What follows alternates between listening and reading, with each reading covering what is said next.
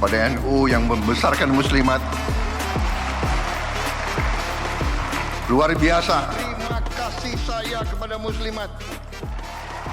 Halo kawan, selamat datang di podcast Standpoint by Sinta Laksita Production. Beberapa waktu yang lalu, Pak Prabowo, Presiden RI kita hadir di acara Kongres Muslimat dan menyampaikan tentang betapa muslimat penting bagi bangsa ini. Nah, hari ini kita kedatangan tamu dua orang perempuan hebat. Yang pertama dengan Bu Nyai Istighfaroh. Selamat datang Bu Nyai. Yang adalah Ketua Fatayat Kota Semarang sekaligus pengasuh pesantren Al-Asror. Kemudian yang kedua adalah Bu Nyai Zaimatus Sa'diyah, dosen IAIN Kudus, yang juga sebelumnya menjadi aktivis di NU Belanda. Kita ke statement Pak Prabowo tadi tentang perempuan di NU pentingnya bagi bangsa ini. Apa pendapat jenengan? Ya, terima kasih. Saya kira statement itu memang tepat adanya ya. Bahwa memang perempuan ini adalah partner bagi laki-laki, khususnya di rumah besar kita NU. Kita sudah melampaui satu batas perjuangan NU, dan saya kira statement itu tidak hanya untuk euforia kebanggaan kita, tapi justru menjadi titik balik kita untuk melakukan autokritik. Sebetulnya apa yang sudah kita lakukan gitu, karena kalau hanya sekedar statement-statement kemudian kita tidak mengambil peran, hanya kemudian kita euforia dengan statement-statement itu, sebetulnya ya tidak ada maknanya gitu. Jadi memang ya itu tepat, tapi justru di situ tantangannya untuk kemudian kita membuktikan bahwa kita ini perempuan bisa menjadi partner laki-laki di rumah besar kita NU untuk kemudian bersama membangun bangsa ini menjadi lebih baik ke depannya. Ya. Oke, kalau Bunya Istighfaroh bagaimana? Jadi memang betul, tadi saya sepakat dengan Bunda Ji bahwa memang perempuan itu menjadi partner bagi laki-laki. Memang kalau menurut saya itu dari Pak Prabowo mengapa memberikan statement yang begitu luar biasa, memberikan support kepada muslimat NU, itu memang berawal dari, menurut saya ya, berawal dari keikhlasan seorang perempuan dalam membangun bangsa melalui organisasi Muslimat Nahdlatul Ulama. Perempuan itu lebih ikhlas, lebih loyal. Kalau saya seperti itu, sehingga Pak Prabowo itu, wah ini potensi yang luar biasa untuk mengembangkan bangsa, untuk membangun bangsa, seperti itu. Oke, tadi ikhlas dan loyal gitu. Berarti jenengan juga bisa melihat, karena jenengan kan aktif di kepemimpinan Fatayat Kota Semarang. Bagaimana sebenarnya peran perempuan dan perempuan NU secara leadership gitu, dalam konteks apa tadi, ikhlas dan loyal tadi. Tentu saja untuk perempuan dalam leadership di Nahdlatul Ulama itu memberikan kontribusi yang sangat besar dalam membangun kapasitas perempuan, membangun sumber daya manusia di tingkat perempuan itu sendiri. Terbukti saya kan berangkat dari aktivis Fatayat Ranting, PAC, kemudian langsung jadi ketua ranting, ketua PAC, kemudian ketua cabang di Kota Semarang. Ya. Gerakannya saya mengakar. Tahu betul bahwa dari bawah itu mereka membutuhkan perluasan ilmu, wawasan dan lain sebagainya yang didapatnya ketika mereka ikut organisasi yang secara formal, ke atasnya secara struktur ada, dan juga di situ kita kan ada pelatihan, kemudian ada kaderisasi dan lain sebagainya yang didapat di Fatayat itu mereka. Biasanya kalau dalam jamaah ngaji itu kan hanya ritual ngajinya, kemudian ada ilmunya didapat. Kalau ini lebih pada bagaimana mengkaderisasi, meningkatkan kapasitas sumber daya perempuan. Berarti kepemimpinannya juga dilatih di situ, kalau dalam situasinya Bu Zaim sendiri kan agak berbeda ya, karena nggak ada ranting kalau di Belanda. Jadi gimana kemudian diaspora NU di luar negeri itu, khususnya terkait perempuan, bisa menjaga atau mengeksplorasi skill-skill yang dibutuhkan untuk menjadi pemimpin yang lebih baik, baik di masa depan maupun hari ini?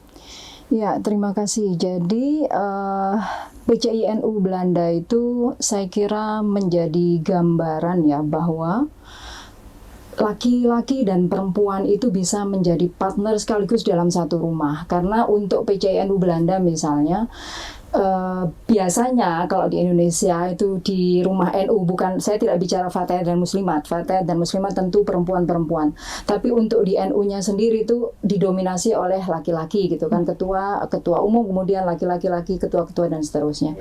Tapi karena tidak hanya karena keterbatasan resource orang-orangnya, tapi juga karena memang kita menyadari bahwa nggak bisa kemudian pos-pos tertentu ini harus diserahkan pada laki-laki gitu. Jadi memang perempuan itu bisa bekerja sama dengan laki-laki untuk mengisi pos-pos ketua tertentu. Misalnya saya ketika di sana pernah menjadi ketua lembaga Ta'lif wan Nashr misalnya. Itu kan kita bergerak di bidang literasi.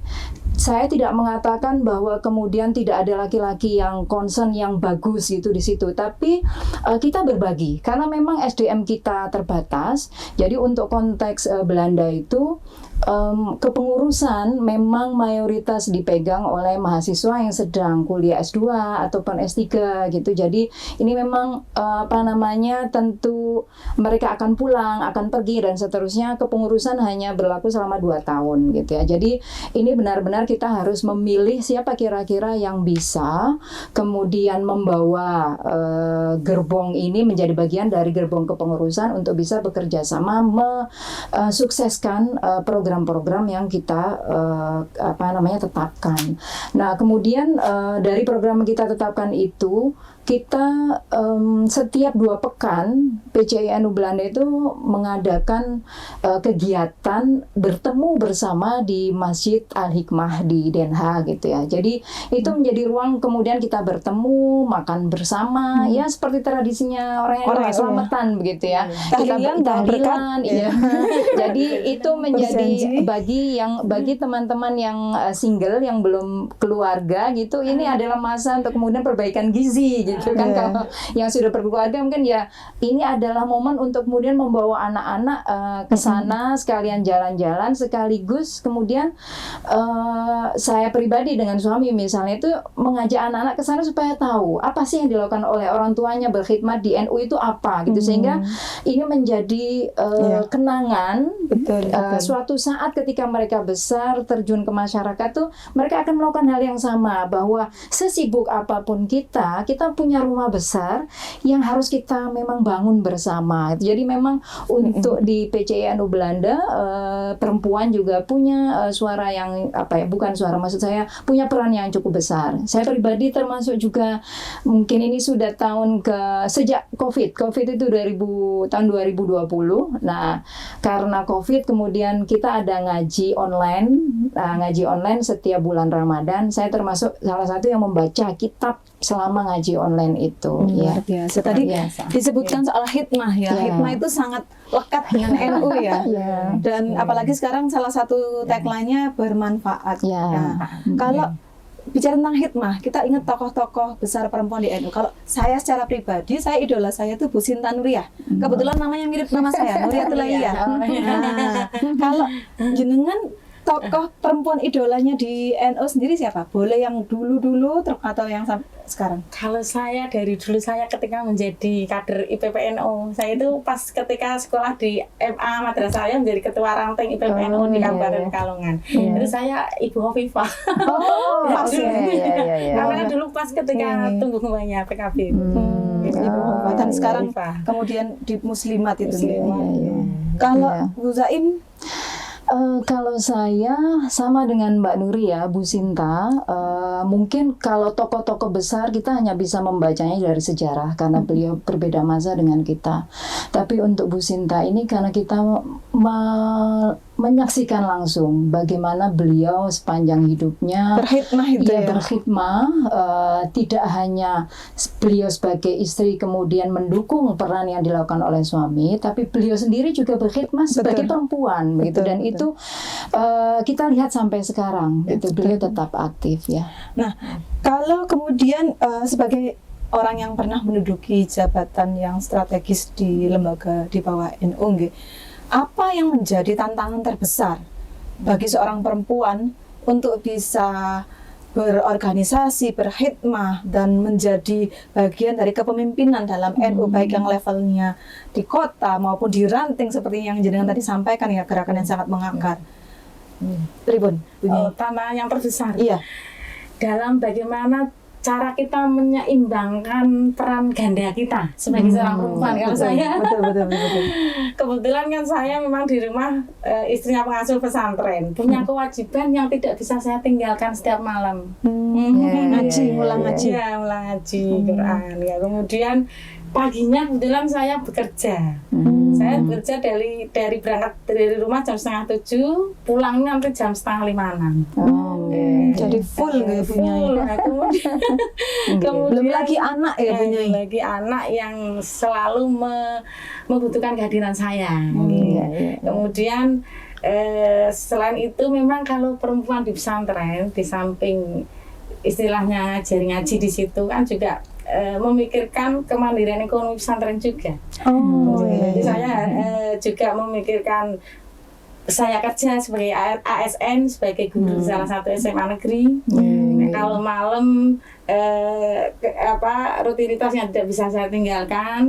Kemudian saya juga harus berpikir bagaimana usaha usaha pesantren, dan saya juga harus berpikir tentang bagaimana khidmah di Fatayat NU Kota Semarang. Karena Fatayat NU Kota Semarang itu sekarang masih bertumbuh berkembang.